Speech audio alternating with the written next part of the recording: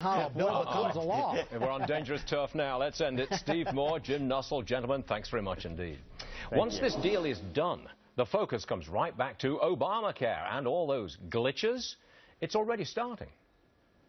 Do you have even an estimate for me now? We're 2 weeks into this. We've said repeatedly, John, that we will release enrollment figures monthly, so I would expect the first figures to come out in mid-November.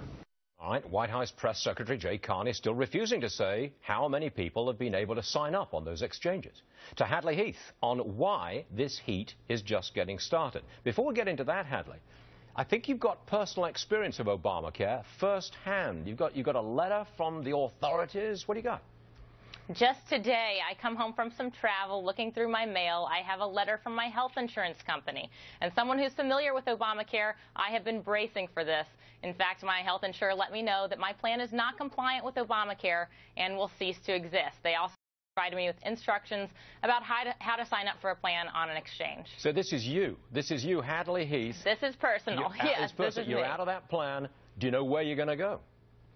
Well, I hope that maybe by sometime next year I can work out an option. I have until my anniversary date, but I'm just one of millions of people who are in this situation. This is not a glitch. This is, in fact, a characteristic of Obamacare. We knew from the beginning.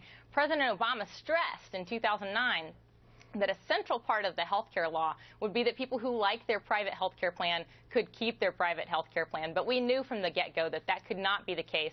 Too many changes, too many glitches now for people like me who may be thrown into these exchanges.